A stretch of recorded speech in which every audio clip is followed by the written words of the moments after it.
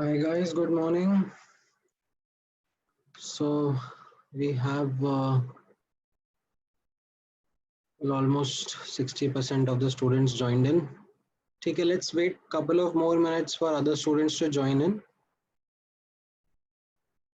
Right, in the meantime, let me quickly talk about the homework part that I gave you in the last class. Now, simple questions ही थे. I understand if you would have tried, so most of the questions were easy to do और आ गए होंगे.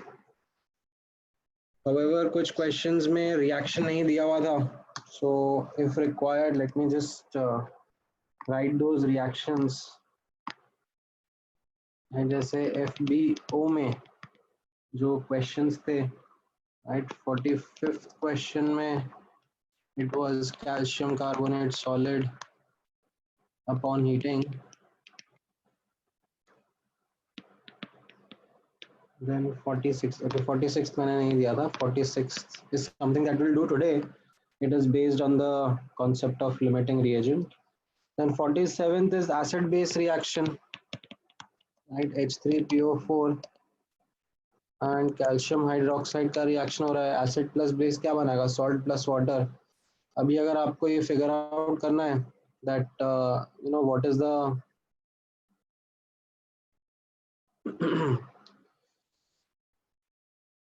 salt, तो cation और anion है, calcium है and PO4 3 minus है, right? तो अब इसको salt को आप कैसे लिखते थे? Right, you cross multiply the valencies to their subscript. So ये Ca3 PO4 whole twice हो जाएगा, right? And water बनेगा. अब आप balancing करोगे तो ये 3 हो जाएगा, ये 2 हो जाएगा, and then this will come out to be 6H2O. ठीक है?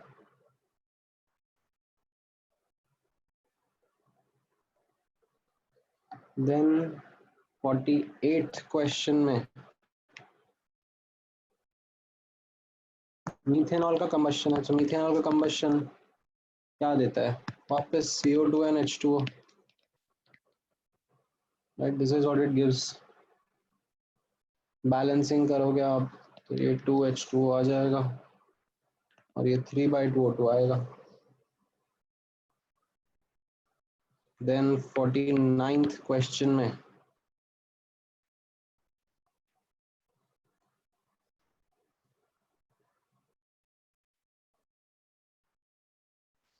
राइट स्टार्टिंग में होगा थोड़ा सा, आपको रिएक्शन लिखने में थोड़ा सा दिक्कत आएगा, बट इट्स ओके.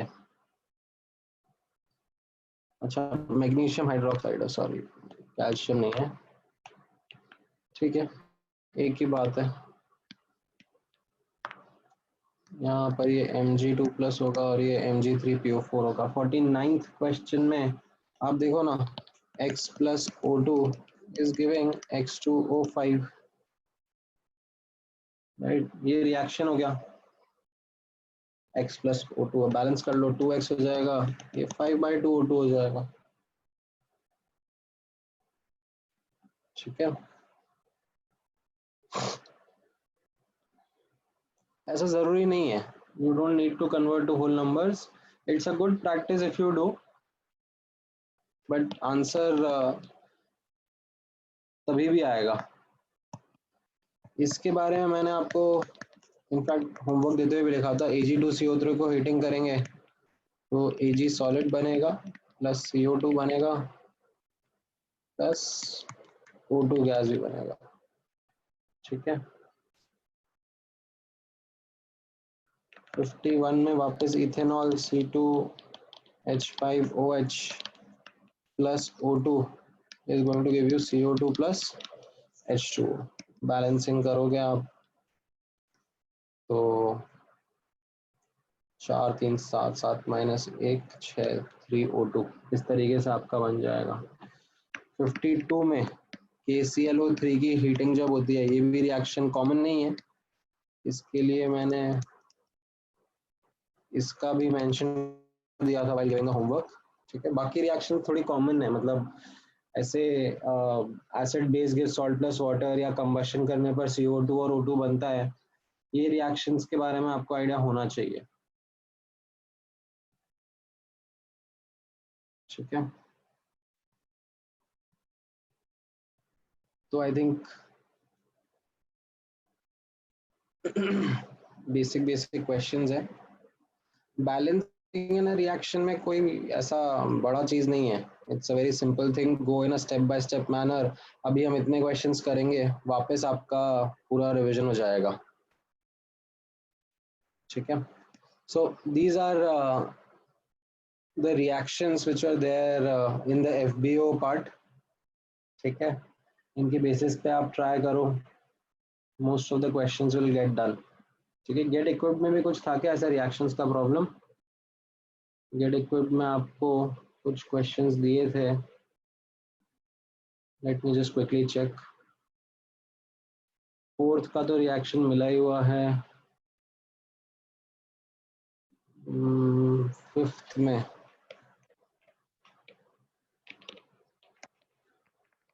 फिफ्थ में क्या बोला जा रहा है? Copper is being displaced from copper sulphate by aluminium, तो ये तो आपने बचपन में भी पढ़ा है।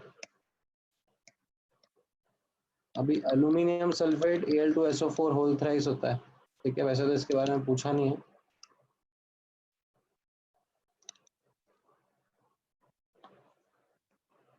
और अगर आप इसकी बैलेंसिंग करोगे तो 2Al एंड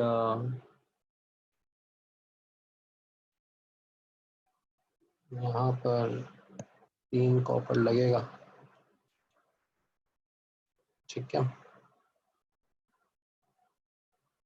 मैं सॉल्यूशंस भेजूंगा आपको इनके, डोंट वरी। सो आज का होमवर्क जो मैं दूंगा और जो लास्ट टाइम का होमवर्क है, दोनों का कंबाइंड सॉल्यूशंस वीडियो एक्सप्लेनेशंस भेज दूंगा आप लोगों को।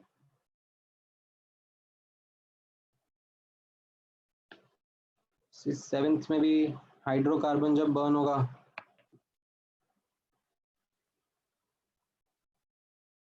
ऐसा हो जाएगा C10H6 plus O2 gives CO2 gas plus H2O। ठीक है,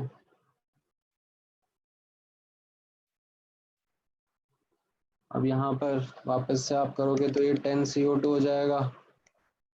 ठीक है, ये X/2H2 हो जाएगा, राइट, क्योंकि लेफ्ट हैंड साइड पर X हाइड्रोजन एटम्स है। अब आप ऑक्सीजन का काउंटिंग कर लो, यहाँ पे ऑक्सीजन कितना हो गया 20 प्लस X/2, यहाँ पर ऑक्सीजन होना चाहिए 10 प्लस X/4। ठीक है, ये आपका बैलेंसिंग हो गया।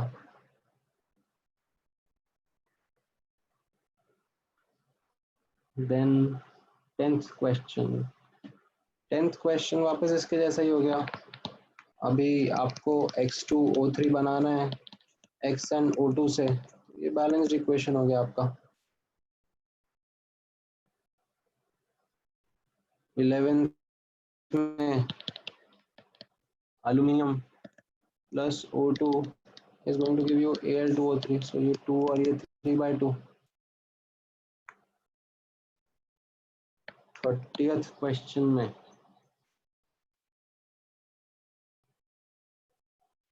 अच्छा नहीं, 31 तो आई थिंक ये पहले के थे, बट हाँ आई थिंक यही क्वेश्चंस आपको दिए गए थे। तो इनमें जो रिएक्शंस हैं अभी, वो क्या रिएक्शंस रहेगा उसका हेल्प मैंने आपको कर दिया है। ठीक है, now take an attempt again with those questions जहाँ पे आप थोड़ा सा अटके हो। अगर रिएक्शन की वजह से अटके हो तो ठीक है, और अगर कुछ और रीजन की वजह से अगर आप अटके थे, it's okay, we will discuss through the solutions. Video solutions मैं भेजता हूँ, उसमें स्टेप बाय स्टेप बताऊंगा, तो मोस्ट लाइकली आपको पता पड़ जाएगा आपने क्या केयरलेस मिस्टेक करी है। ठीक है, मोस्टली आप लोगों को सब ये क्वेश्चंस आते ही हैं, द रीजन आंसर नहीं मैच करते हैं इज बिकॉज आप केयरलेस मिस्टेक कर देते हो। ठीक है, alright, so now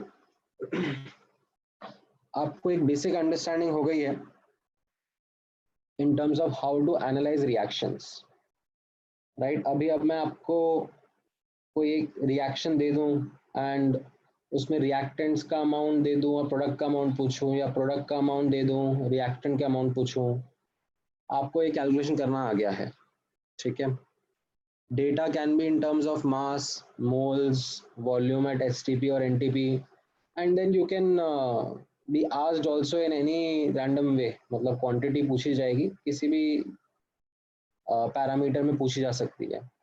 so what we have learn from the last class is, आपको मोल मोल एनालिसिस प्रैक्टिस करना है, ठीक है। That is what helps establish the relationship between reactants and products, ठीक है। अभी देखो, डोंट ट्राई टू थिंक कि मतलब एक बार में मुझे सबका सब समझ में आ जाएगा और every question I will be able to answer, ठीक है।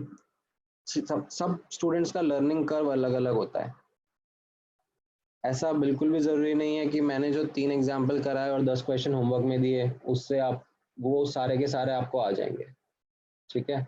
धीरे धीरे अब जैसे आप और क्वेश्चंस करोगे, ठीक है, जैसे स्टोइशियोमेट्री हमने लास्ट क्लास में स्टार्ट ही करा है, अभी मैं धीरे धीरे और क्वेश्चंस कराऊंगा तो ये आपको समझ में आने लगेगा, ठीक है। स्टार्टिंग स्टार्टिंग का पार्ट है, धीरे धीरे ग्रास्प करोगे। मतलब अभी आप फॉर एग्जांपल 12th क्लास में कोई स्टूडेंट है, उसको जाके पूछोगे यार मोल कंसेप्ट के जो क्वेश्चंस थे वो कैसे हैं, तो मतलब डेफिनेटली थोड़े से मतलब जेई प्रिपरेशन वाले स्टूडेंट से ही बात करना, दे विल फाइंड कि हाँ इजी थे यार, मतलब उस टाइम पे डिफिकल्ट लगे थे because of the fact that first time देख रहे थे।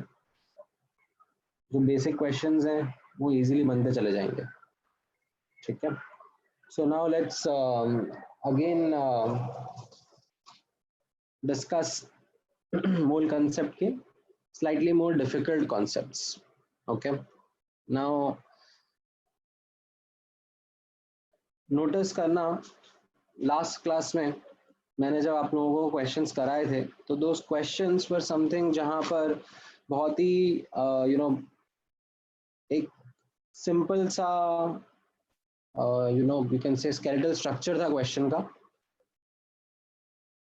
आपको किसी एक रिएक्टेंट के बारे में इंफॉर्मेशन मिल रही थी एंड आपको प्रोडक्ट के बारे में बताना था, या प्रोडक्ट के बारे में इंफॉर्मेशन मिल रही थी, किसी एक रिएक्टेंट के बारे में बताना था, ठीक है। Now what I am going to do is I am going to provide you data of multiple reactants that can be present in a reaction, ठीक है, and that will lead us to understand what we call as a case of limiting reagent, ठीक है। so let me put that heading, case of limiting reagent, and what is meant by this limiting reagent, क्या concept है ये मैं आपको एक बार समझाता हूँ, एक एग्जाम्पल के थ्रू समझने की कोशिश करते हैं, ठीक है। एक एग्जाम्पल के थ्रू समझने की कोशिश करते हैं। से N2 गैस है, it is combining with the 3H2 gas to give ammonia gas, ठीक है। अब ऑब्जर्व करना, क्वेश्चन है given 1 grams of N2 and 3 gram of H2, ठीक है। 1 gram of N2 and 3 grams of H2 are mixed in a vessel. Determine the mass of NH3 produced, ठीक है। That is the question, grams में। तो क्या answer रहेगा?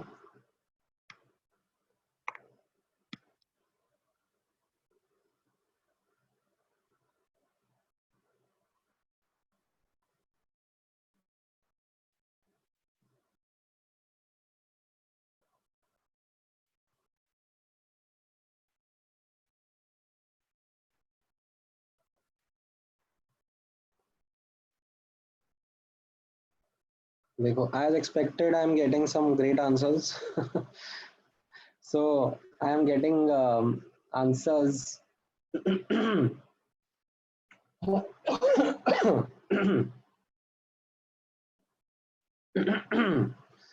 एक तो 2 ग्राम्स आ गया, ठीक है। ये मैं एक्सपेक्ट कर रहा था आएगा। ठीक है, 2 ग्राम्स तो बिल्कुल भी नहीं होगा। सो पहली बात तो मैंने आप लोगों को ये चीज लास्ट क्लास में भी समझाया था कि moles as in stoichiometric coefficients जो रहते हैं यहाँ पर, ठीक है, इनको आप मोल्स के टर्म्स में रीड करना,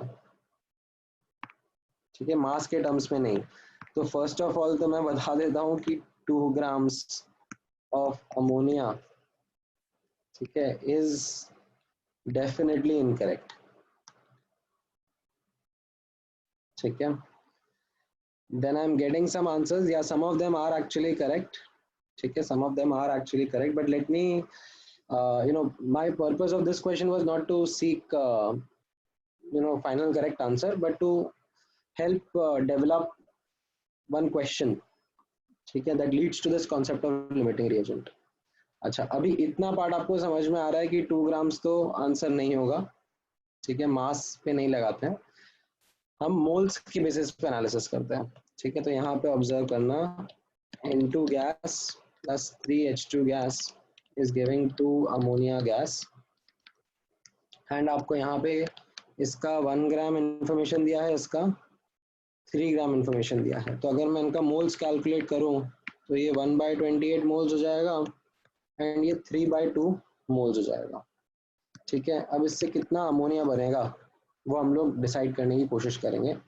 तो अगर मैं एज पर N2 सोचूंगा, ठीक है, एज पर अगर N2 में एनालिसिस करूंगा तो ऑब्जर्व करना N2 और अमोनिया का रिलेशनशिप कैसा है, हम लोग कोफिशिएंट्स के थ्रू देखेंगे।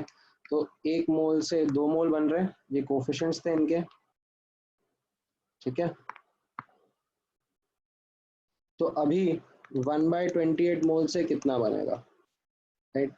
तो यहाँ से हमें समझ में आ रहा है, क्रॉस मल्टीप्लाई कर देंगे तो ये 2/28 या फिर 1/14 मोल्स बन रहा है।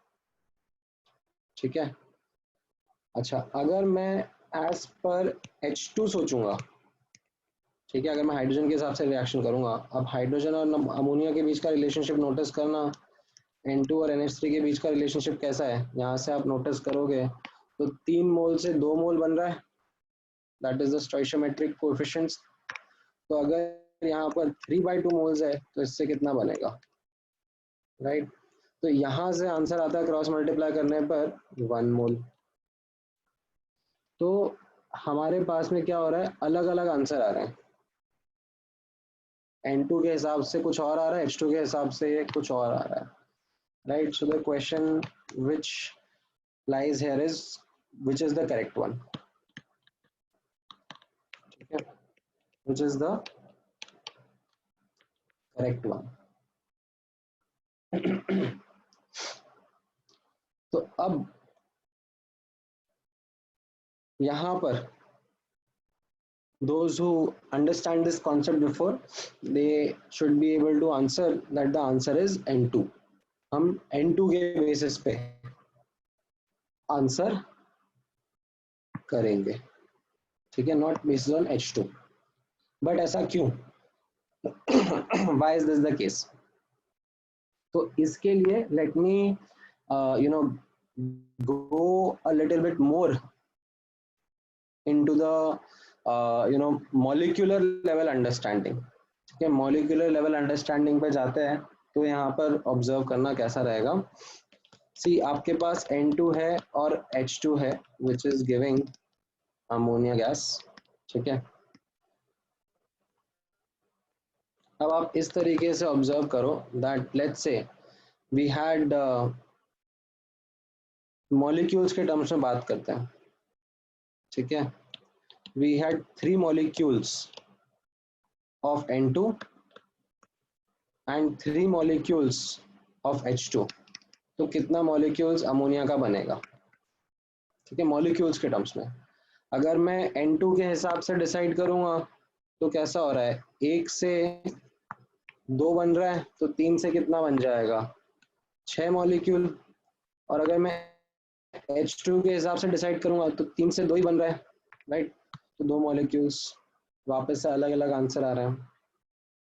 तो यहाँ पर नोटिस करना गड़बड़ एज इन जो डिफरेंस है as compare to the last time that we are doing, the difference is यहाँ पर आपको जो रिएक्टेंट्स हैं they are not given in the ratio of their coefficients. ठीक है, मान लो अगर यहाँ पर 1 मॉलिक्यूल और 1 मोल 3 मोल होता तो आप 2 मोल आंसर कर देते, 2 मोल 6 मोल होता तो आप 4 मोल आंसर कर देते। ठीक है, 3 मोल 9 मोल होता तो आप 6 मोल आंसर कर देते। राइट, यहाँ पर ये जब स्टोइशियोमेट्रिक रेशियो में होते हैं, मतलब इनके कोफिशिएंट्स के रेशियो में होते हैं, तो कोई दिक्कत ही नहीं आती है। We won't find this kind of dilemma in front of us. But जब रिएक्टेंट्स का ratio is not as per their coefficients, then we might find different answers। ठीक है, अब यहाँ पर इमेजिन करना हम लोग आंसर कैसे करेंगे। अभी नाइट्रोजन के 3 मॉलिक्यूल्स हैं, हाइड्रोजन के भी 3 मॉलिक्यूल्स हैं, अमोनिया कितना बनेगा। अब हम लोग रिएक्शन को नोटिस करेंगे तो होगा क्या कि 3 molecules of nitrogen will actually react with 1 molecule of 3 molecules of hydrogen will react with 1 molecule of nitrogen। ठीक है, एंड जो ये बचे हुए N2 हैं, ठीक है, ये हो जाएंगे आपके एक्सेस। ठीक है, ये एज इट इज रह जाएंगे at the end of the reaction, इनका रिएक्शन ही नहीं होगा। होगा क्या, इन दोनों के कॉम्बिनेशन से आपके लिए बनेंगे यहाँ पर 2 molecules ऑफ अमोनिया। ठीक है, ऐसे 2 molecules ऑफ अमोनिया बन जाएंगे। This is what your product will be. तो इसमें हम लोग कैसे डिसाइड कर रहे हैं, यहाँ पर जैसे हाइड्रोजन के हिसाब से डिसाइड हुआ, ठीक है, ऊपर नाइट्रोजन के हिसाब से डिसाइड हुआ था, यहाँ पर हाइड्रोजन के हिसाब से डिसाइड हुआ। तो how do we go about and decide this, इसके लिए अब मैं आपको एक स्टेप बाय स्टेप मेथोडोलॉजी समझा देता हूँ। ठीक है, तो आपको क्वेश्चन समझ में आया, अभी सोल्यूशन मैं डिटेल में समझाऊंगा। ठीक है, अभी पहले मैं क्वेश्चन समझाना चाह रहा था that what is this concept, when does this question arise? The question that arises is when reactants are not present in the ratio of their coefficients। ठीक है, and when I say in the ratio, I means the ratio by moles। ठीक है, when reactants are not present in their ratio same as their coefficient by moles। ठीक है, otherwise आप बोलोगे यहाँ पर सर आपका तो यहाँ पे 1 और 3 कोफिशिएंट और ये 1 ग्राम 3 ग्राम है, तो ये तो कोफिशिएंट के रेशियो में हो गया। वैसा नहीं, मास के टर्म्स में नहीं, मोल्स के टर्म्स में। अगर they are not present in the ratio of their coefficients, then we come across this case of limiting reagent. ठीक है, तो अब लेट मी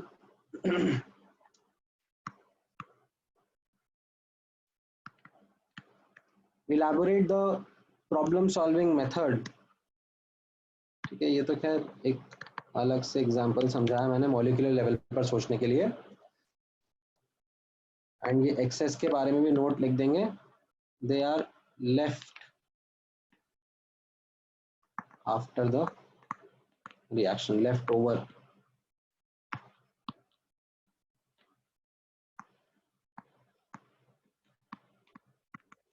ठीक है,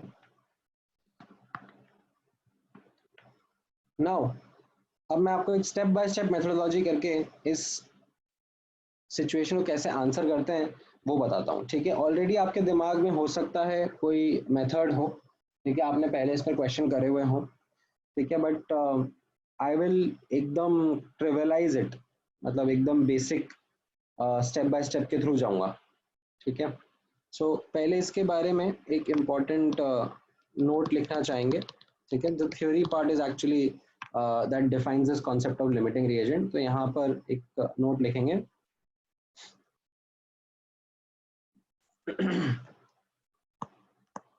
when the amount of reactants, ठीक है, स्पेसिफिकली मोल्स के टर्म से बात हो रही है,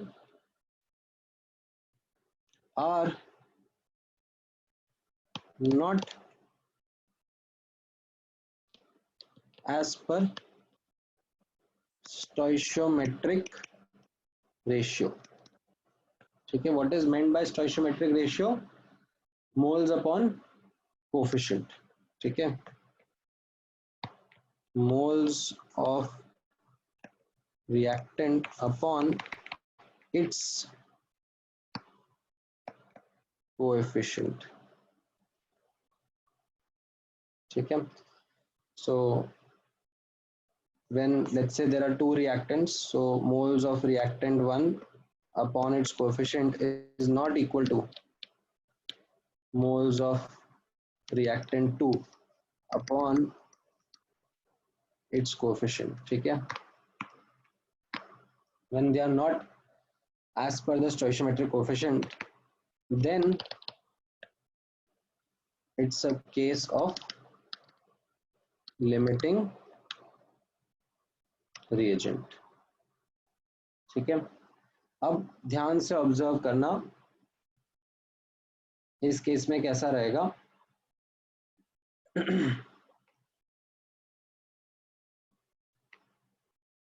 अब इसको हम लोग इसमें और भी 2-3 इंपॉर्टेंट पॉइंट्स हैं जो मैं धीरे धीरे आपको हाईलाइट करके बताता जाऊंगा. सो ये एक पहला पॉइंट था, identifying the case of limiting reagent, ठीक है. सो अब इसको सॉल्व करने का मेथड ऑब्जर्व करना. So let's go back to the example, ठीक है, back to the example of ammonia, and let's observe the step-by-step methodology. Following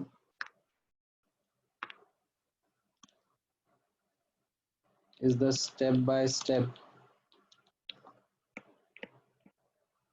method to solve for case of, अभी ऐसे शॉर्ट में बार बार ना मैं लिमिटिंग रिएजेंट को LR लिख दूंगा. All right, so step 1, okay. Step 1, write balanced reaction, ठीक है. Now sometimes this might be given in the question, sometimes it might not be given in the questions. So it is important that you start with the reaction first. Step 2, calculate the moles of reactants, ठीक है. Sometimes हो सकता है आपको data moles में नहीं मिले, हो सकता है आपको मास में मिले. तो यहाँ पर नोटिस करना, mass of N2 was 1 grams implies mass of or you can say moles of N2 is equal to 1 by 28, and mass of H2 was given to you as 3 grams, which means the moles of H2 are 3 by 2, ठीक है. Then step 3, identify if it's a case of limiting reagent, ठीक है. Now why I'm introducing this case or this as a step is something because questions में ना कभी लिख के नहीं आएगा कि you know this is a case of limiting reagent or not, तो आप ही को आइडेंटिफाई करना है. So that is where I am including it part of the steps here. Identify if it's a case of limiting reagent. अब ये कैसे identify करते हैं, उसके लिए मैंने आपको बताया that you have to check stoichiometric ratio of all reactants, ठीक है. अगर 2 से ज्यादा है तब भी आपको चेक करना पड़ेगा सबके लिए, राइट. तो it will B moles of reactant upon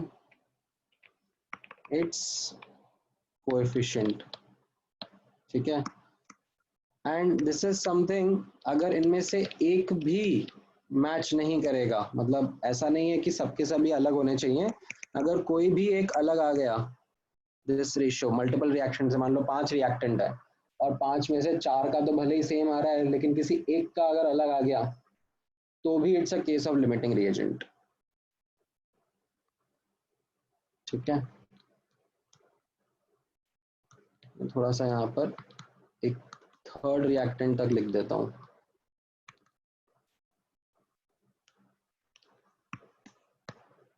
ठीक है, तो ये आपको चेक करना है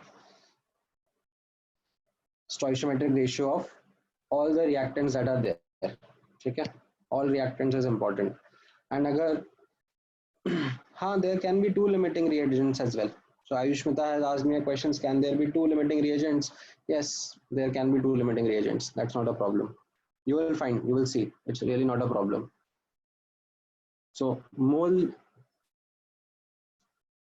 of reactant 1 upon its coefficients, moles of reactant 2, इस तरीके से आप check करोगे, and if any one of them is different,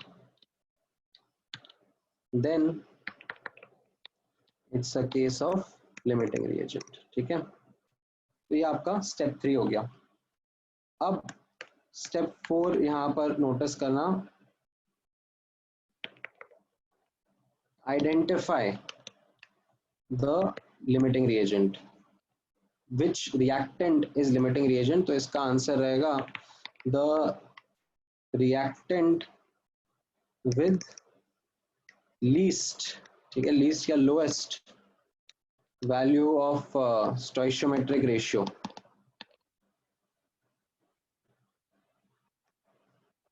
is limiting reagent। ठीक है, जैसे यहाँ पर जो हमारा केस था, इसमें मैं ये ऊपर वाला अपना डेटा उसका एग्जांपल ले लेता हूँ।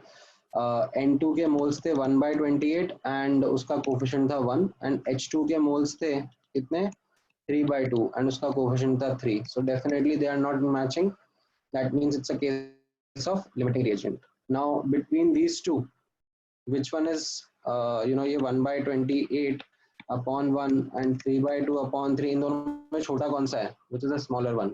So this is left hand side, N2 वाला is a smaller one, so this means N2 is limiting reagent। तो हमने आइडेंटिफाई कर लिया that N2 nitrogen gas here is the limiting reagent।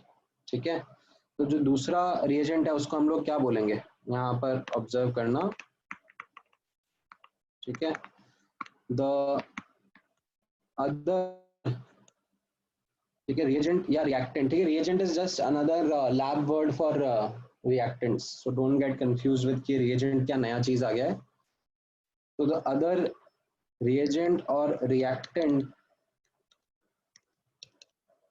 is or are called as excess reactant या excess reagent। तो ये क्या है, जरूरत से ज्यादा है, जितना जरूरत था H2 का उससे ज्यादा H2 पड़ा हुआ है। ठीक है, तो हमारे लिए excess reagent हो गया। ठीक है, now comes an important step, this is step 5।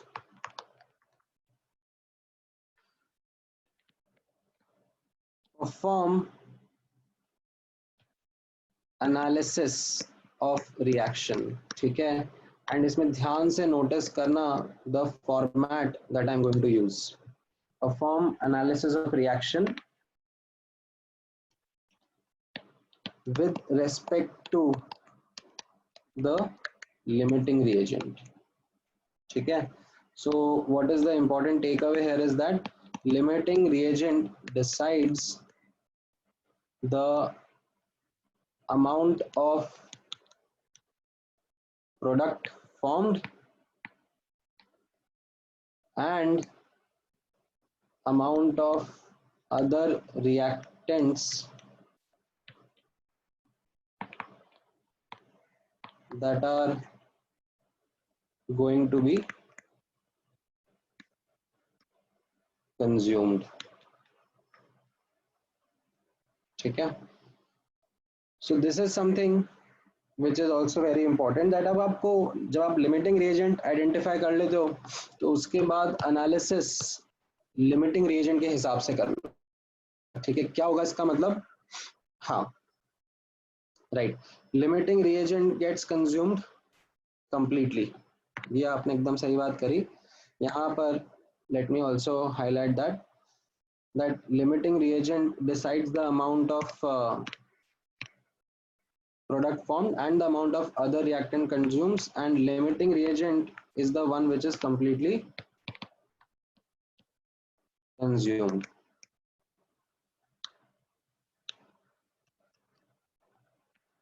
ठीक है, अब एनालिसिस में करके दिखाता हूं मैं बताऊंगा. I will take one example जहां पर दो लिमिटिंग रिएजेंट के क्वेश्चन होंगे. Don't worry, I will take that question. So अब ये स्टेप बाय स्टेप मेथड से आप नोटिस करना हम किस तरीके से आप क्वेश्चन को सॉल्व कर रहे हैं. तो हम लोग स्टेप 4 तक तो आ गए थे. ठीक है, हमने ये आइडेंटिफाई कर लिया that nitrogen gas is the limiting reagent. अब ये एनालिसिस का फॉर्मेट ऑब्जर्व करना. ठीक है, ये फॉर्मेट बहुत क्रूशियल है. ये format is something which I am going to use in all the chapters coming in future. Chemical equilibrium, ionic equilibrium, electrochemistry हो गया, सब में हम लोग यही एनालिसिस का फॉर्मेट यूज करेंगे. तो ध्यान से ऑब्जर्व करना. हम लोग रिएक्शन लिखते हैं. ठीक है, यहाँ पे मैं हाईलाइट कर देता हूँ. ठीक है, मोल एनालिसिस फॉर्मेट. ठीक है, so N2 gas plus 3H2 gas is giving 2NH3 gas. ठीक है, अब सबसे पहले नोटिस करेंगे स्टार्ट में. ठीक है, स्टार्ट में क्या क्या है. तो स्टार्ट में आपने मोल्स के टर्म्स में एनालिसिस हो रहा है, तो मोल्स लिखेंगे यहाँ पर. इसके 1/28 थे. ठीक है, एंड इसके 3/2 थे, एंड NH3 के 0. स्टार्टिंग में तो NH3 प्रोड्यूस ही नहीं हुआ. ठीक है, अच्छा, हमने आइडेंटिफाई कर लिया है that this is the limiting reagent. ठीक है, ये लिमिटिंग रिएजेंट है. तो अब क्या होगा,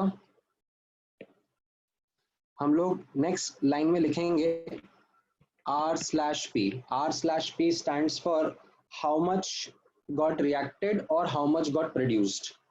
ठीक है, तो लिमिटिंग रिएजेंट पूरा का पूरा कंज्यूम हो जाएगा. ठीक है, तो मैं -1/28 लिख देता हूँ.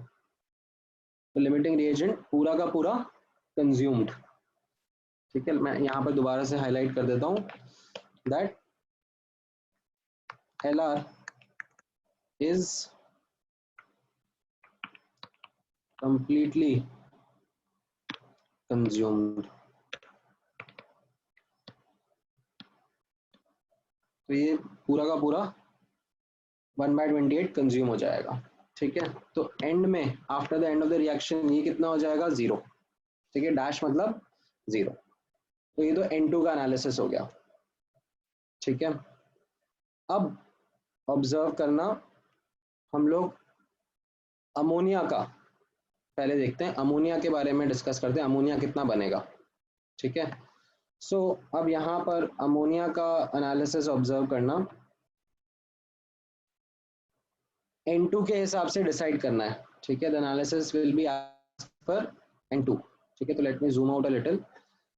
तो यहाँ पर आप नोटिस करना, अमोनिया के केस में N2 और अमोनिया के बीच में क्या रिलेशनशिप है. N2 का 1 मोल से अमोनिया का 2 मोल बन रहा है. ठीक है, this is as per the stoichiometry. तो 1/28 से कितना बनेगा.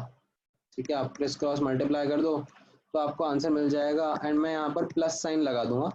ठीक है, why would I put a plus sign here, because it is getting produced. Ammonia is getting produced. So यहाँ से ये वैल्यू आएगी and this will come out to be 1/14. ठीक है, तो अब एंड में अमोनिया कितना हो गया, स्टार्टिंग में 0 था और 1/14 प्रोड्यूस हो गया. तो अमोनिया एंड में 1/14 मोल्स रहेगा. ठीक है, पूरा मोल्स में एनालिसिस चल रहा है. अच्छा, अब हम H2 के बारे में भी ध्यान से देखना है. यहाँ पर H2 के ऊपर फोकस करते हैं. ठीक है, इसको मैं इधर लिख लेता हूँ, completely consumed. H2 के ऊपर फोकस करना. H2 का भी एनालिसिस हम लोग नाइट्रोजन के रिस्पेक्ट में ही करेंगे. ठीक है, this is what I was talking about, that the analysis has to be done with respect to the limiting reagent. ठीक है, so this is you can say analysis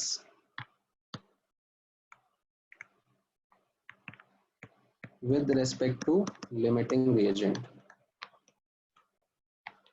ठीक है, तो अब N2 के लिए नोटिस करना, 1 मोल 3 मोल कंज्यूम कर रहा है, this is as per the stoichiometric coefficient, 1 mole 3 mole consume कर रहा है, तो 1/28 कितना कंज्यूम करेगा, ठीक है, 1/28 कितना कंज्यूम करेगा, तो आप वापस से मल्टीप्लाई करोगे, cross multiply, and you will get the answer that this will be 3/28, 3/28 consume करेगा, तो मैं नेगेटिव साइन यहाँ पे लगा दूंगा, ठीक है। तो अब एंड में H2 कितना बचेगा, can you do the calculation, so ये बच जाएगा 3/2 माइनस 3/28, ठीक है, इतना इनिशियल था और 3/28 कंज्यूम हो रहा है ना,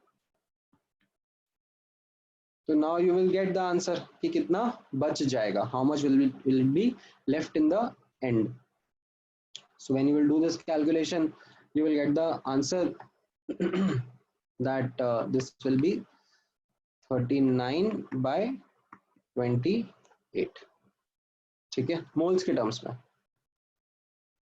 So this completes your entire analysis of how we have to deal with such cases. Now one of the most important things, ठीक है, analysis वगैरह तो सब आप सीख लोगे, ठीक है, with practice आपको analysis समझ में आ जाएगा, but जो एक careless mistake होती है students करते हैं is something that वो identify करना ही भूल जाते हैं if it's a case of limiting reagent, ठीक है।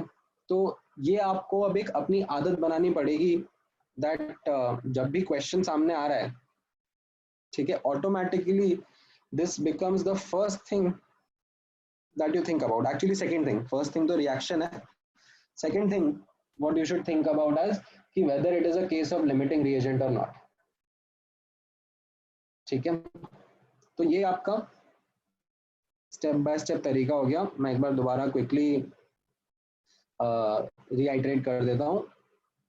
पहले आप बैलेंस्ड रिएक्शन लिखो, फिर मोल्स निकालो रिएक्टेंट के, मोल्स आ जाएंगे तो उसके बाद चेक करो स्टोइशियोमेट्रिक रेशियो सब रिएक्टेंट्स का, एंड अगर उनमें से कोई भी डिफरेंट है तो then it's a case of limiting reagent, and then the limiting reagent is the substance which has the least stoichiometric ratio, ठीक है। Once you identify limiting reagent, other reagent excess हो जाते हैं, एंड देन अब आपको analysis perform करना है with respect to the limiting reagent, ठीक है।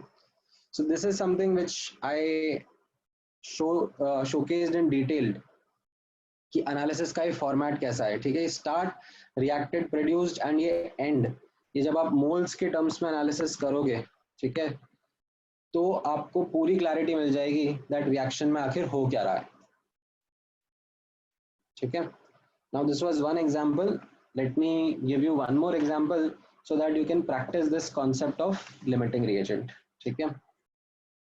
ओके, सो एक और एक एग्जांपल आप खुद से ट्राई करो, ठीक है। ये एनालिसिस का फॉर्मेट समझ में आया ना सबको, कितना बनेगा, कितना कंज्यूम होगा,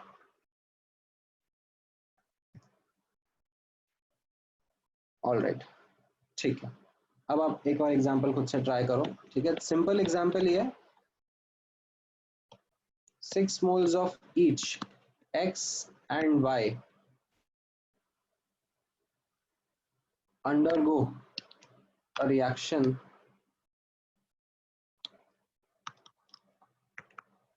to form X3Y4, ठीक है। Determine the moles of X3Y4 formed and, ठीक है, थोड़ा सा एक ट्रिकी पार्ट डाल देते हैं, परसेंटेज एक्सेस रिएक्टेंट रिएक्टेड, ठीक है, थोड़ी सी इंग्लिश डाल दी है, देखो अगर समझ में आता है तो try to give an answer.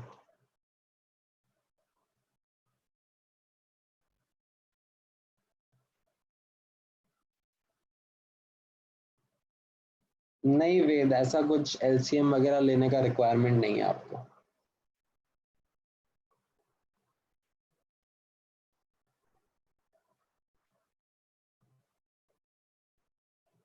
That is an unnecessary step.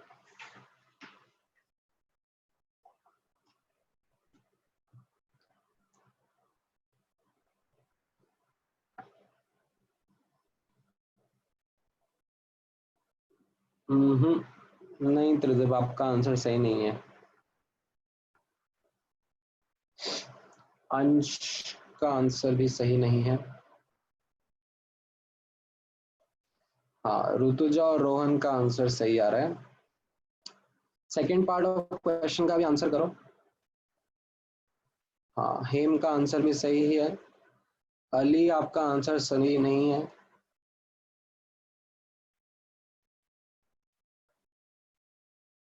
Rishikesh, incorrect answer.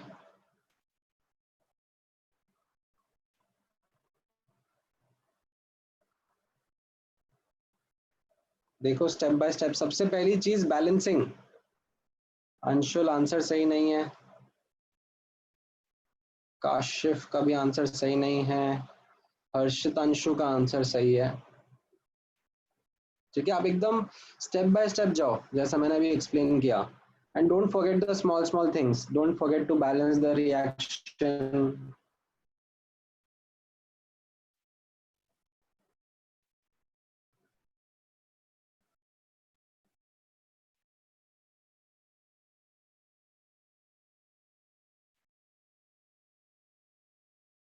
नहीं मंथन, आपका आंसर भी सही नहीं है।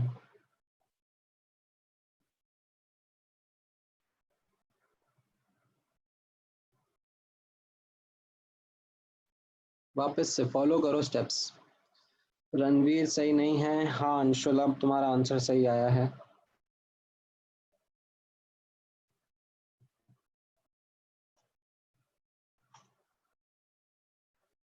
हाँ, शुभांग भाविक सही आंसर नहीं है। रोहन, सेकंड पार्ट का आंसर सही नहीं दिया है।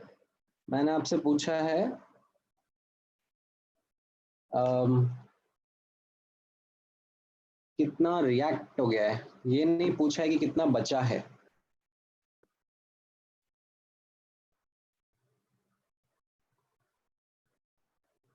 हाँ अभी सही है रोहन का आंसर। नहीं अली, आपका भी आंसर सही नहीं है। नहीं मनन, एक्स और वाई के टर्म्स में नहीं देना है। एक्स और वाई तो यहाँ पर मैंने रिएक्टेंट और प्रोडक्ट दे दिए हैं।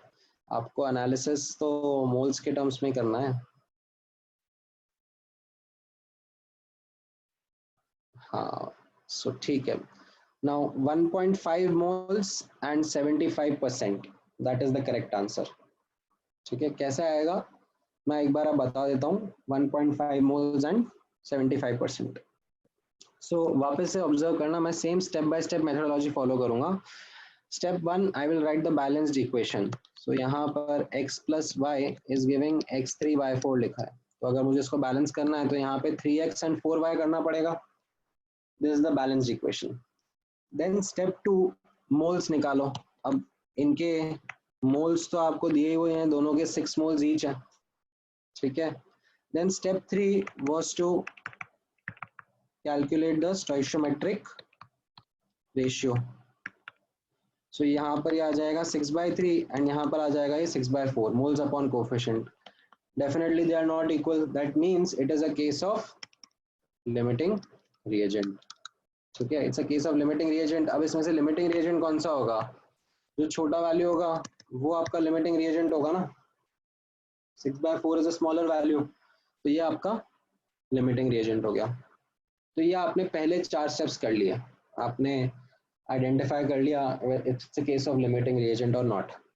Now comes the step 5, which is what the entire solution is, that you'll have to follow a format. तो वापस से यहाँ पे नोटिस करना, मैं अलग से लिख रहा हूँ। 3x plus 4y is giving x3y4 and start में, ठीक है, इसके 6 मोल्स है, इसके भी 6 मोल्स हैं। ठीक है, फिर मेरा लिमिटिंग रिएजेंट था y। ठीक है, ये मेरा लिमिटिंग रिएजेंट है, तो ये पूरा कंज्यूम हो जाएगा। ठीक है, यानी कि इसके पूरे के पूरे 6 मोल्स कंज्यूम हो जाएंगे। ठीक है, एंड में ये 0 हो जाएगा। अब इसके हिसाब से मुझे बाकी सबका एनालिसिस करना है। तो यहाँ पर ऑब्जर्व करना, y एंड x3y4 के बीच का रिलेशनशिप एक्सप्लोर करेंगे। तो 4 मोल से 1 मोल बन रहा है। ठीक है, this is as per the stoichiometric coefficient. तो अभी 6 से कितना बनेगा? ठीक है, यहाँ से हम कैलकुलेट करेंगे। तो यहाँ से 6/4 मेरा आंसर आ जाएगा विद अ पॉजिटिव साइन। क्यों? क्योंकि यहाँ पर प्रोड्यूस हो रहा है। तो ये मेरा आंसर आ जाएगा 1.5 मोल्स। ठीक है, स्टार्टिंग में 0 था, 6.4 बन गया, तो ये 1.5 मोल्स मेरा X3Y4 बन जाएगा। ठीक है, तो ये आपके फर्स्ट पार्ट का आंसर हो गया, कितना मोल्स बनेगा X3Y4 का। अच्छा, अभी हमें दूसरे पार्ट में भी पूछा जा रहा है कि कितना एक्सेस रिएक्टेंट रिएक्ट कर रहा है, तो एक्सेस रिएक्टेंट का भी एनालिसिस पूरा कर लेते हैं। ठीक है, एक्सेस रिएक्टेंट का एनालिसिस देखना कैसा रहेगा। So you have relationship between x and y कि 3 mole of x will be consumed by 4 mole of y, है ना, उनके कोएफिशिएंट 3 एंड 4 है। तो अगर y के 6 मोल्स कंज्यूम हो रहे हैं तो x के कितने मोल्स कंज्यूम हो जाएंगे। तो यहाँ पर आप कैलकुलेशन करोगे तो ये आ जाएगा आपका क्वेश्चन मार्क आ जाएगा कितना 3/4 इंटू 6। ठीक है, तो ये आपका 4.5 मोल्स आ जाएगा। तो एंड में कितना बचेगा, 6 माइनस 4.5 दैट इज 1.5 मोल्स बच जाएगा। ठीक है, ऑल्दो आपसे पूछा ये नहीं है कितना बच जाएगा, आपसे एक्चुअली पूछा है कि कितना परसेंटेज कंज्यूम हो रहा है। ठीक है, तो परसेंटेज एक्सेस रिएक्टेंट, ठीक है, percentage of excess reactant reacted. ठीक है, एक्सेस रिएक्टेंट क्या है हमारा यहाँ पर x, तो percentage of x reacted is actually पूछा जा रहा है। ठीक है, which will be moles of x reacted upon initial moles of x into 100%। तो ये आपका आ जाएगा 4.5 अपॉन 6 इंटू 100%, तो ये आपका आंसर आ जाएगा 75%। 4.5 मोल्स कंज्यूम हुए ना, अभी अपन ने यहाँ पर एनालिसिस किया। दिस इज जो ये मैंने येलो सर्कल करा है, दिस इज 4.5, ठीक है, माइनस 4.5। Is this clear? ये रिएक्शन कैसे, ये एनालिसिस कैसे करना है।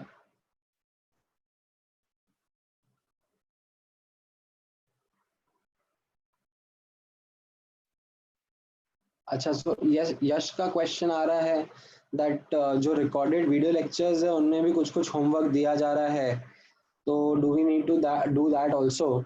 सो अभी के लिए ना आप वो वीडियो जो लेक्चर्स हैं उनको रोक दो।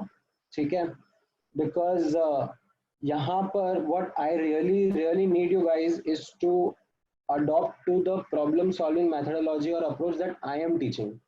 ठीक है, मतलब मैंने वो वीडियो लेक्चर्स में देखा नहीं आगे जाके, बट हो सकता है that the methodology that is taught is slightly different, so that is why I did not recommend you guys to watch that video for this time।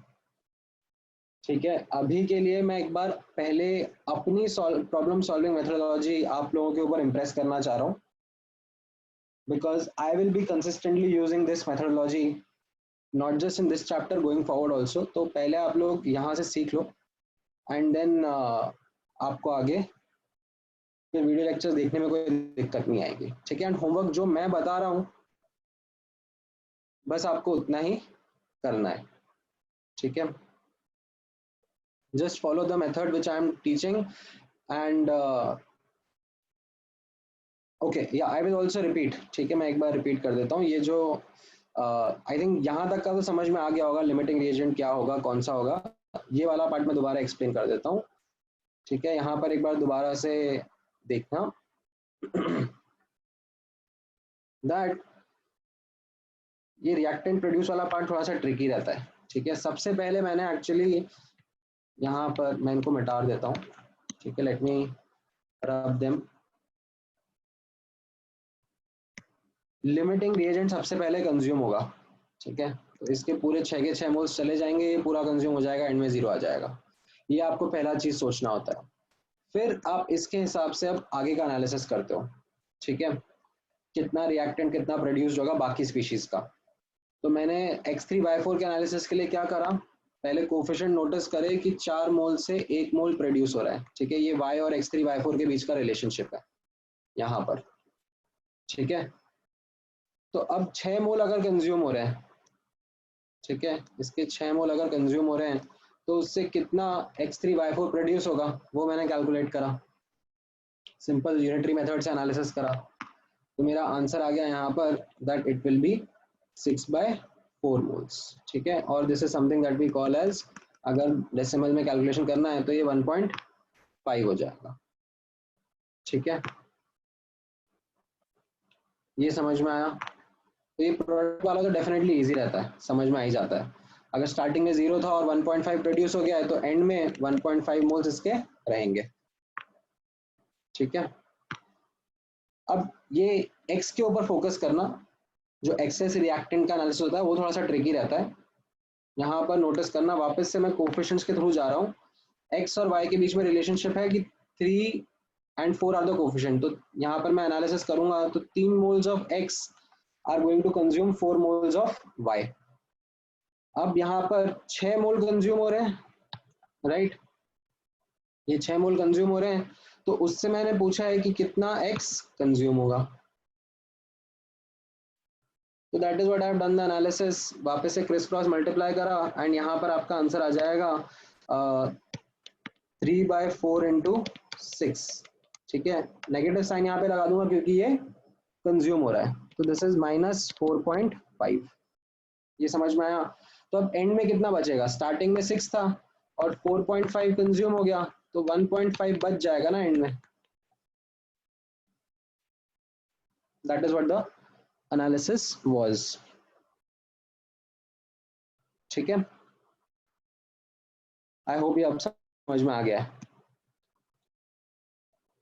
All right, now थोड़ा सा और डिफिकल्टी लेवल बढ़ाते हैं, ठीक है। Let मी, अच्छा, in fact before going into a more difficult question, नहीं शुभम, ऐसा कोई कंपलसरी नहीं है। शुभम ने मुझसे क्वेश्चन पूछा है, सर एक्सेस रिएजेंट के left moles will be equal to the moles of product. नहीं नहीं, ऐसा यहाँ पर बस कोइंसिडेंटली आ गया 1.5 1.5, ऐसा बिल्कुल भी जरूरी नहीं है, ऐसा कोई लॉजिक नहीं है, ठीक है। अच्छा, अब एक और क्वेश्चन कराता हूँ, ठीक है। बिफोर, ये डिफिकल्ट क्वेश्चन नहीं है, ये थोड़ा जस्ट आप लोग जो पूछ रहे थे थोड़ी देर पहले उसी के ऊपर है। मान लो एक रिएक्शन है A + 2B + 3C is giving 4D, ठीक है, ये रिएक्शन है। If we mix 1 mole of A 2 mole of B and 4 mole of C, ठीक है, determine the moles of D produced, ठीक है। तो काफी सिंपल है, स्ट्रेट फॉरवर्ड है, मतलब मैं जैसे इसमें ये बताना चाह रहा हूँ कि 2 लिमिटिंग रिएजेंट भी हो सकते हैं, ठीक है। कैसे हम लोग यहाँ पर स्टेप बाय स्टेप फॉलो करेंगे, तो स्टेप बाय स्टेप सबसे पहले रिएक्शन लिखना है, ठीक है, देन उसके बाद मोल्स लिखने हैं 1 2 4, ठीक है, देन उनको स्टोइचियोमेट्रिक रेशियो में चेक करना है। सो स्टोइचियोमेट्रिक रेशियो मैंने निकाला है यहाँ पर, तो ये 1/1 आ जाएगा, ये 2/2 आ जाएगा और ये 4/3 आ जाएगा। So definitely this is not equal, ठीक है। वन ऑफ देम भी अगर इक्वल नहीं होता तो ये केस ऑफ लिमिटिंग रिएजेंट हो जाता है, ठीक है। अब इनमें से लीस्ट कौन सा है, ठीक है, इनमें लीस्ट एक्चुअली ये दोनों ही है, ठीक है। सो ये बोथ आर लिमिटिंग रिएजेंट, ठीक है, बोथ आर लिमिटिंग रिएजेंट। तो अभी मैं किसी के भी रेस्पेक्ट में एनालिसिस करूं मेरा आंसर सेम आएगा, ठीक है। तो अब इसमें कंक्लूजन क्या हो गया, एनालिसिस विद रिस्पेक्ट टू ए और बी, ठीक है, क्योंकि दोनों ही लिमिटिंग रिएजेंट है, गिव्स द सेम आंसर, ठीक है। आप नोटिस करोगे यहाँ पर इसके 1 मोल से डी के कितने मोल बनने चाहिए, 4, 4 बन जाएंगे। या फिर आप बी के पर्सपेक्टिव से बोलोगे बी के 2 मोल से डी के 4 बनने चाहिए, राइट। तो इसके 2 मोल दिए हुए हैं तो इससे 4 मोल डी बन जाएगा, तो दोनों से सेम ही आंसर आएगा, दैट डी के 4 मोल्स बन जाएंगे। ठीक है, तो यहाँ पर 4 moles of D R produced. ठीक है, सो कुछ भी नया नहीं था, इट्स जस्ट दैट शायद आपने पहले देखा नहीं हो, अगर 2 स्पीशीज लिमिटिंग रिएजेंट हो तो कैसे करना है, but it is all the same. ठीक है, नहीं ओके भाविक, ये वाला क्वेश्चन मैंने बैलेंस करके दिया था, 1 2 3 4 इसलिए लिखा ना ताकि ये बैलेंस लिख के आए। ठीक है, तो ये बैलेंस करके मैंने आपको दिया। ठीक है, ऑल राइट। अब एक थोड़ा सा ट्रिकी क्वेश्चन ट्राई करो। ठीक है, स्लाइटली डिफिकल्ट है, let's see if you are able to get this. इसमें मैं परसेंटेज प्योरिटी का कॉन्सेप्ट भी मिक्स कर रहा हूँ। So 1 gram of carbon combines with or is mixed with, I should say, is mixed with 2 gram of sulfur। ठीक है, sulphur मतलब जस्ट एस, ठीक है, एसिड वगैरह मत लिखना, just S, to give CS2 carbon disulphide. ठीक है, डिटरमाइन द परसेंटेज, और आई शुड से पहले determine the mass of CS2 produced and its percentage purity in reaction mixture। ठीक है, शुरू हो जाओ।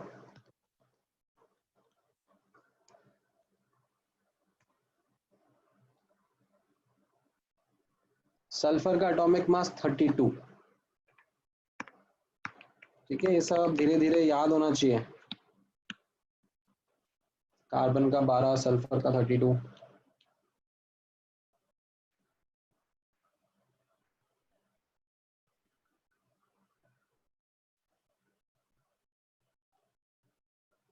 हाँ मतलब अंशुल ने जो आपने लिखा है वो सही है, but that is not what I have asked in the question. I would like if you give me the final answer.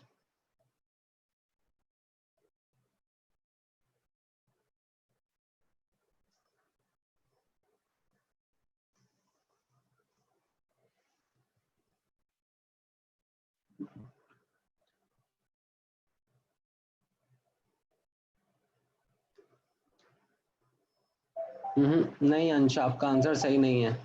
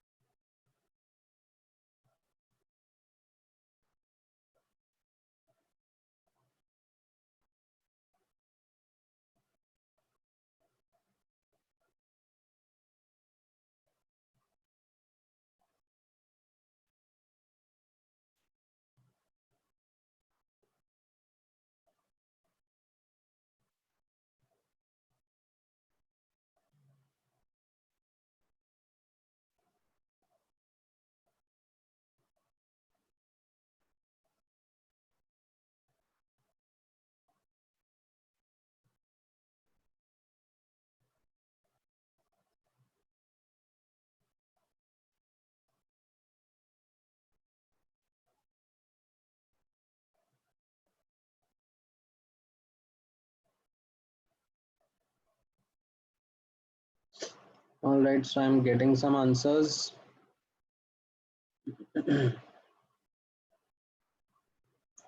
हाँ, कुछ कुछ स्टूडेंट्स का सही है। लेट मी जस्ट गो ऊपर। हेम, अंश, ऋषिकेश, मन, इनका सही नहीं है। मनन का सही है, ऋषित का सही नहीं है, काशिफ का भी सही नहीं है, युग का भी सही नहीं है, रोहन का भी सही नहीं है, मंथन का भी नहीं है, स्वास्तिक का भी नहीं है, अली का सही है, अंशुल का सही है, रणवीर का भी सही नहीं है, शुभांग का सही है, हर्षित अंशु का भी सही नहीं है, देन स्क्रोल मिस हो गया।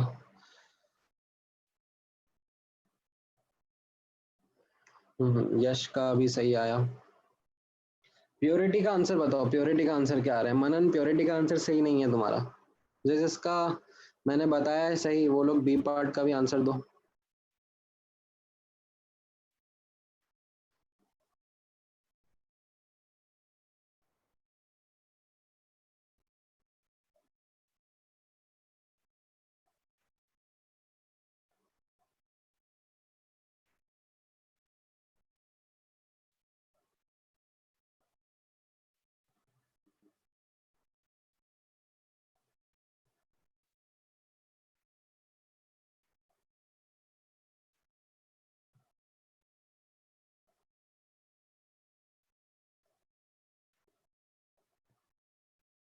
त्रिदीप सही नहीं है तुम्हारा। शुभांग का हाँ मतलब क्लोज इनफ है आंसर।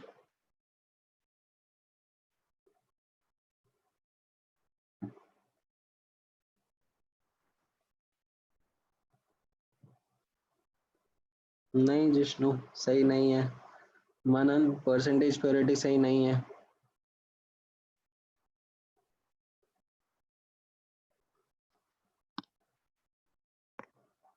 चलो मैं आंसर बता देता हूँ पहले, फिर आप लोग ट्राई करो वापस से। Mass of CS2 produced will be ऐसा 76/32, या फिर you can say 19/8, which can also turn out to be 2.375 grams। ठीक है, एंड परसेंटेज प्योरिटी का आंसर 79% के आसपास आएगा, 79-80%।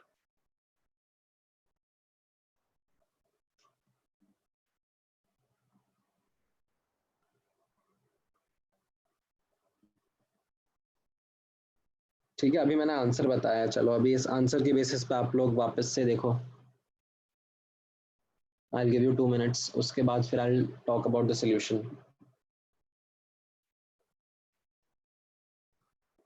आई एम सॉरी विवेक, अगर मैंने मिस कर दिया हो तुम्हारा आंसर।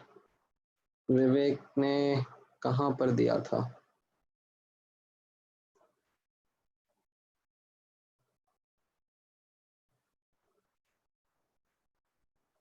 हाँ सही दिया था तुमने।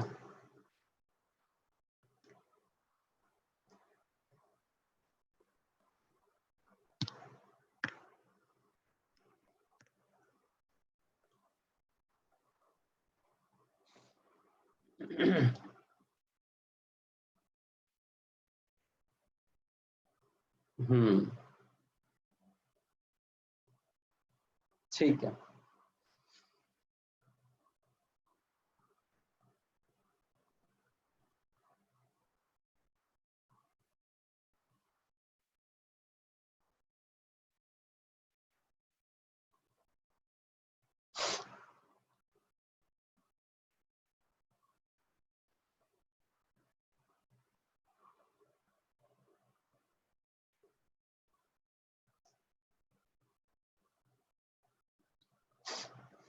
ऑल राइट, सो अब देखते हैं एक बार किस तरीके से आपको इसको कैलकुलेट करना है। Let me take the same steps to get the answer. ठीक है, अभी सबसे पहले बैलेंस इक्वेशन लिखेंगे। तो carbon plus sulphur is giving CS2। ठीक है, तो यहाँ पर 2 कोफिशिएंट डाल लेंगे सल्फर का, तो ये बैलेंस इक्वेशन हो गया। अब आपको दिया हुआ है इनका मास। ठीक है, actually this is given you as this is given to as 1 gram and this is given to as 2 grams। So step 2 talks about calculating moles. So ये 1/12 मोल्स आ जाएगा, एंड ये 2/32, और यू कैन से 1/16 मोल्स आ जाएंगे। ठीक है, now will check the stoichiometric ratio. ठीक है, स्टोइचियोमेट्रिक ratio check करते हैं। तो इसमें 1/12/1 and 1/16/2, definitely they are not equal. तो ये हो गया case of limiting reagent. And इन दोनों में छोटा कौन सा है? As you can see this is the smaller one, so sulphur becomes our limiting reagent.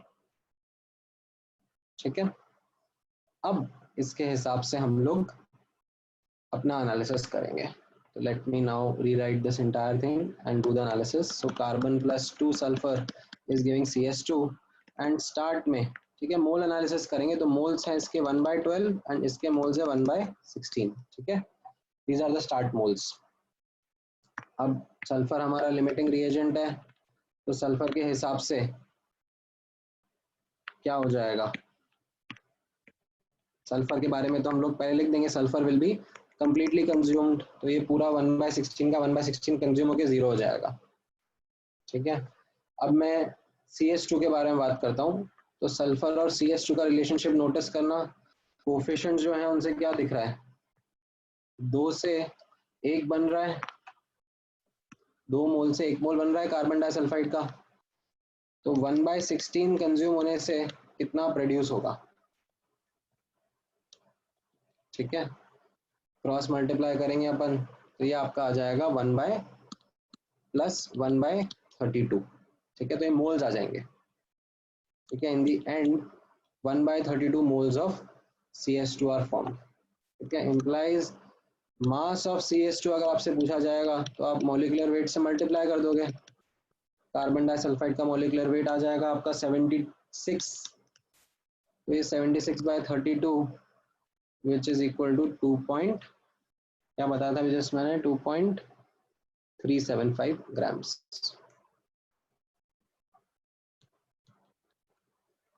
ठीक है, so this is something which is CS2 carbon disulphide का एनालिसिस। अब जो second part of the question है वो आपसे पूछा जा रहा है परसेंटेज प्योरिटी। तो परसेंटेज प्योरिटी कहाँ से आएगा? Percentage purity of CS2 in reaction mixture. तो ऐसा एक्चुअली इसलिए पूछा जा रहा है क्योंकि CS2 तो बनेगा ही सही, ठीक है, बट उसके अलावा मिक्सचर में एक्सेस में था ना ये कार्बन हमारा एक्सेस में था, तो ये बच जाएगा ना, there will be some left over of it. So what you will have is percentage purity of CS2 will be mass of CS2 upon mass of reaction mixture into 100%. अब mass of reaction mixture क्या हो जाएगा? It will be mass of CS2 plus mass of जो भी carbon left है। ठीक है, तो हम अब उसके ऊपर मेहनत करना शुरू कर देते हैं। ठीक है, कार्बन कितना बचेगा? तो यहाँ पर नोटिस करना एनालिसिस में कार्बन और सल्फर के बीच का एनालिसिस कैसा रहेगा? आप नोटिस करो इनके कोफिशिएंट 1 और 2 है, तो यानी कि 1 मोल 2 मोल को कंज्यूम करेगा कार्बन सल्फर रेस्पेक्टिवली। तो 1/16 मोल्स कितना कार्बन कंज्यूम करेंगे, राइट? तो यहाँ से मैं निकालूंगा तो मेरा आंसर आएगा दैट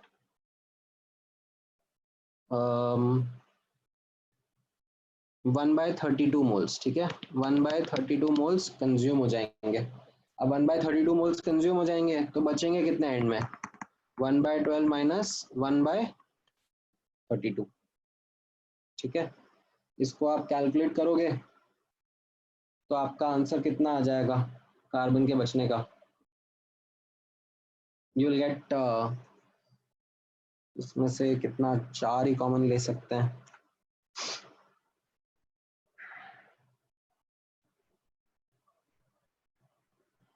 नहीं, ओके, मनन का क्वेश्चन आ रहा है कि परसेंटेज प्योरिटी को with respect two moles calculate करेंगे तो अलग आंसर आएगा, विच इज या करेक्ट। परसेंटेज प्योरिटी जब आप कैलकुलेट करोगे मोल्स के टर्म्स में तो डेफिनेटली आपका अलग आंसर आएगा।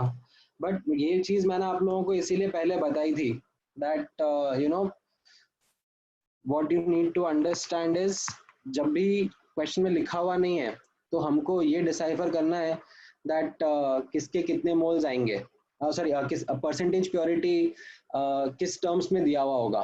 तो परसेंटेज प्योरिटी एक्चुअली अगर कुछ मेंशन नहीं किया हुआ है तो वो बाय मास ही होता है। ठीक है, फिर रिमेंबर ये मैंने आपको आई थिंक कौन से लेक्चर में बताया था,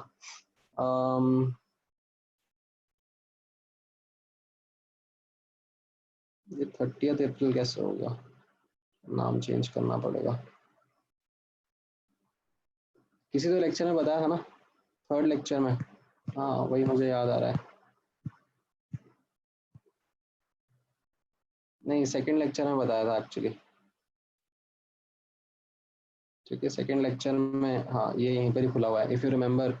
ये मैंने बात करा था दैट परसेंटेज, अगर प्योरिटी है या परसेंटेज एलिमेंट का दिया है इन कंपाउंड या एलॉयज का, तो वो डिफॉल्ट परसेंटेज बाय मास रहेगा। ठीक है आइसोटोप्स का कॉम्पोजिशन या मिक्सचर ऑफ गैसेस रहेगा तो वो टिपिकली परसेंटेज बाय मोल्स रहता है। ठीक है so this was something which I had spoken about.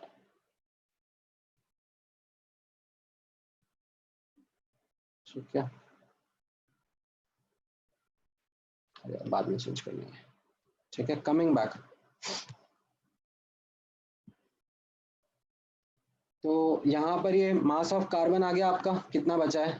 ठीक है 5/96 मोल्स हैं, तो अब आप यहाँ पे कैलकुलेशन कर लो। दैट मास ऑफ CH2 हमने अभी निकाला, दैट 76/32, अभी जस्ट ऊपर निकाला था ना। एंड कार्बन का कितना हो जाएगा, 5/96 इंटू 12, ये इसका एटॉमिक मास हो जाएगा। ठीक है इंटू 100%, ये आपका आंसर आ जाएगा रफली अराउंड 79% समथिंग। ठीक है अच्छा अब इसमें एक शॉर्टकट देखना, इसमें किसी को कुछ शॉर्टर अगर स्ट्राइक हुआ हो तो बताओगे।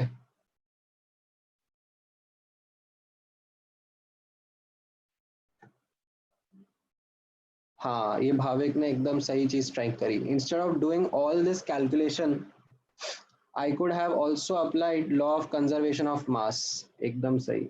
और किसने आइडेंटिफाई करा, यतीश ने भी आइडेंटिफाई करा, गुड। सो ये चीज जो है, जो एंड में बच रहा है, this should be also equal to initial mass. ठीक है as per law of conservation of mass. तो ये आपका 3 ग्राम्स आना चाहिए था। अब आप कैलकुलेट करोगे तो ये 3 ग्राम्स ही आएगा डिनोमिनेटर में। ठीक है आपने 1 ग्राम प्लस 2 ग्राम जो इनिशियल मास लिया, वो मास तो कंजर्व रहेगा ना। तो डिनोमिनेटर में आप instead of doing calculation of carbon I could simply just put 3 only. ठीक है गुड गुड, प्रसिद्धि स्वास्तिक, हाँ गुड, इन लोगों ने भी एक्चुअली यही करा।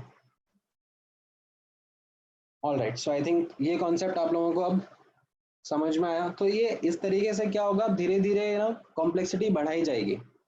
अब मैं कॉन्सेप्ट्स कंबाइन करना शुरू करूंगा, लिमिटिंग रिएजेंट के साथ में परसेंटेज प्योरिटी का कॉन्सेप्ट कंबाइन कर दिया।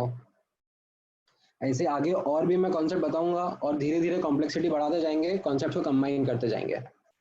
ठीक है तो I would not recommend you to then watch the video lectures, जो रिकॉर्डेड वीडियो लेक्चर्स हैं। आप लोग जो मेथोडोलॉजी मैं फॉलो कर रहा हूँ उसके थ्रू चलो। ठीक है so it will be better. अच्छा अभी हमारे पास में 10 मिनट है, तो हम लोग एक और कॉन्सेप्ट कवर कर सकते हैं। ठीक है let's take it, simple concept ही है, सीरीज रिएक्शंस। ठीक है सीरीज रिएक्शन मतलब क्या हो रहा है, अभी तक नोटिस करा दैट मैं, अच्छा सर रणवीर एक बार क्विकली वापस से मैं एक्सप्लेन कर देता हूँ 3 ग्राम कैसे होगा। आप नोटिस करो ना, स्टार्टिंग में क्वेश्चन रीड करो, मैंने 1 ग्राम कार्बन लिया है और 2 ग्राम सल्फर लिया है। ठीक है अब ये जो टोटल मास है 3 ग्राम, वो तो कंजर्व रहेगा ना, भले ही रिएक्शन हुआ हो, पूरा प्रोडक्ट बना हो कि नहीं बना हो, बट मास कंजर्व रहेगा। तो यहाँ पर आप नोटिस करोगे, अगर आप ये कैलकुलेट करोगे कि mass of CH2 produced and mass of carbon left, ये वाला पार्ट आप कैलकुलेट करोगे, अगर अलग से भी कैलकुलेट कर रहे हो तो भी आप नोटिस करोगे कि ये 3 ग्राम ही आएगा, और आना भी चाहिए था बिकॉज मास कंजर्व रहेगा। ठीक है ऑलराइट सो सीरीज रिएक्शन वाला पार्ट ऑब्जर्व करना। सीरीज रिएक्शन इज समथिंग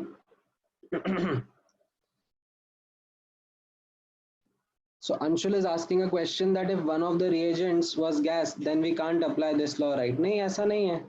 आप गैस का मास भी इंक्लूड करो ना, कोई दिक्कत नहीं है. Law of conservation of mass applicable रहेगा. ठीक है. Law of conservation of volume on the other hand is not a thing. ठीक है. तो ऐसा मत करना कि आप law of conservation of volume लगा रहे हो. That is something which might not work in many cases. ठीक है. मास अदरवाइज कंजर्व रहेगा, बी इट सॉलिड, लिक्विड और गैस. मतलब जैसे मेरा H2O लिक्विड से अगर मैं H2O वेपराइज भी कर रहा हूँ, तो अगर ये 1 ग्राम था तो ये वेपराइज होने के बाद में 1 ग्राम ही देगा. ठीक है. वॉल्यूम भले ही इसका चेंज हो जाए. Conservation of mass will always be there. ठीक है. स्पेशली मतलब जैसे मैंने बताया आपको केमिकल रिएक्शंस में, of course not when nuclear reactions का डिस्कशन हो रहा हो, then it is law of conservation of energy which is actually to be used. All right, so series reaction का concept notice करना. series reaction में there is nothing too difficult about it. It's just that आपको step by step अपना एक train of thought develop करना होता है. ठीक है. तो मैं एक example के through ही समझा देता हूँ. ठीक है. The example goes in the following manner that A plus 2B is giving 3C plus 4D. ठीक है. And D is giving, ठीक है, D is giving 2E and E plus F is giving 2G. ठीक है. ऐसे step by step reaction हो रहे हैं, सीरीज रिएक्शन कह रहे हैं हम उनको. ठीक है. अब यहाँ पर ऑब्जर्व करना. The question is how many moles of A are required to produce 1 mole of G. ये क्वेश्चन है.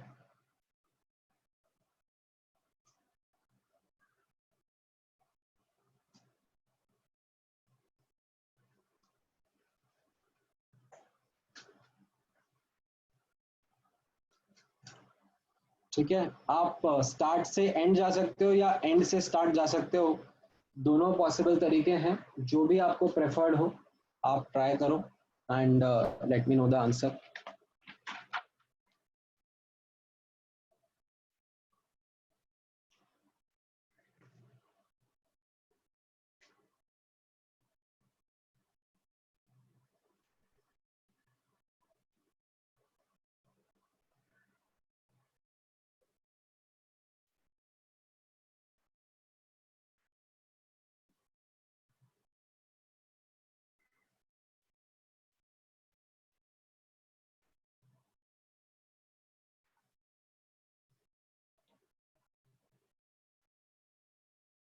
Right, 1/16 is the correct answer.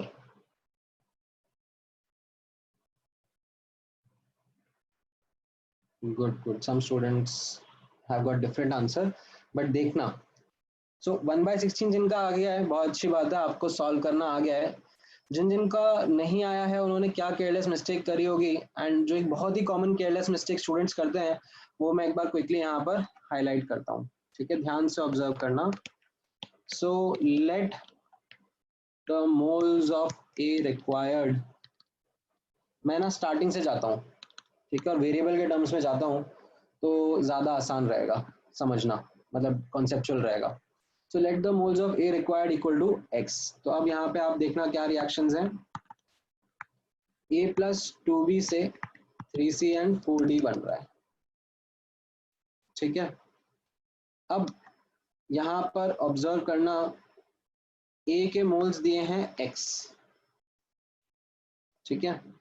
A के मोल्स X दिए हैं तो इससे D कितना प्रोड्यूस होगा.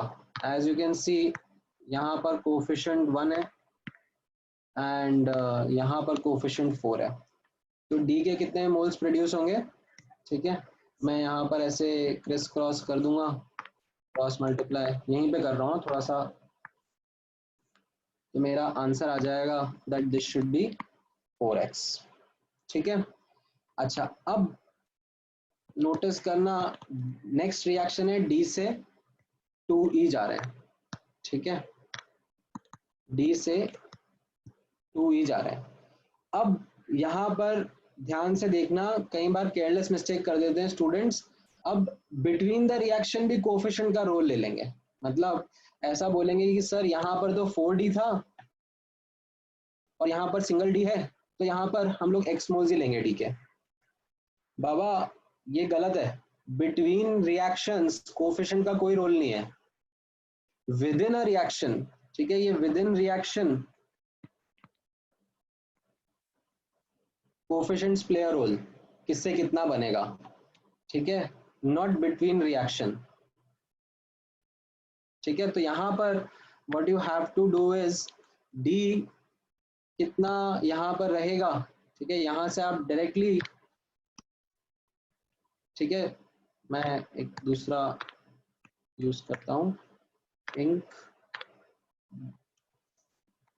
यहाँ पे जो डी बनेगा वो आप सीधे सीधे 4x यूज करो, ठीक है। एंड यहाँ पे मैं नोट लिख देता हूँ दैट बिटवीन रिएक्शंस, ठीक है, between reactions coefficient do not play role, ठीक है। तो ये अगर 4x है तो इससे e कितना बनेगा, ठीक है, ये अब आप वापस से कर सकते हो, कैसा कैलकुलेशन रहेगा, क्रिस क्रॉस, तो यहां से आपको समझ में आएगा that e will be equal to 8x। अच्छा, अब e plus f is giving 2g, ठीक है, ये थर्ड रिएक्शन है। अब e वापस से कितना लूंगा मैं यहाँ पर, as it is between reaction no role to play of the coefficient, तो यहाँ पर ये एज इट इज 8x उठाना है, ठीक है। और अब इनके कोफिशिएंट का देखो, यहाँ पर कोफिशिएंट 1 है, यहाँ पर कोफिशिएंट 2 है, तो वापस से आप क्रिस क्रॉस करके देख रहे हो, तो यहाँ पर कितना बनेगा, ये आ जाएगा 16x g के मोल्स, राइट। सो अब यहाँ पर गिवन इंफॉर्मेशन क्या है, given information is that moles of G to be formed as 1, that means 16x is equal to 1, so x का वैल्यू आ गया 1/16, ये आपका करेक्ट आंसर रहेगा, ठीक है। You could have definitely gone in opposite manner, आप से स्टार्ट की तरफ जाओगे, रिवर्स मैनर में करोगे तो भी कोई दिक्कत नहीं है, ठीक है। I just wanted to be simpler to understand, that's why I did in this way, ठीक है। तो ये सीरीज रिएक्शन का कॉन्सेप्ट समझ में आया आपको, ठीक है। यश पूछ रहा how will decompose into single product, अरे क्यों नहीं हो सकता भाई, मतलब है डी के अंदर खूब सारे एलिमेंट्स हैं, मतलब why I am writing ABCD are not elements, ABCD can be some compound also, ये तो मैं मेहनत बचा रहा हूँ अपनी यार, instead of writing actual molecules and all, I'm just trying to trivialize things for simpler understanding, because the focus is not to balance reactions here or understand क्या से क्या बन रहा है, the focus is on the analysis, so I have trivialized this part so as to make you understand the concept, ठीक है। तो ये सीरीज रिएक्शन का पार्ट भी अगर आपको समझ में आ गया है तो गुड इनफ। अब हम नेक्स्ट क्लास में यहीं से पिक करेंगे, आपको जो भी होमवर्क है नेक्स्ट क्लास में क्या करना है, I will share by the end of the day today, and based on that will do our next discussion, ठीक है। सो अभी के लिए क्लास क्लोज करते हैं, थैंक यू गाइस। कुछ डाउट्स हैं तो आप लोग मुझसे अलग से व्हाट्सएप पे भी पूछ सकते हो।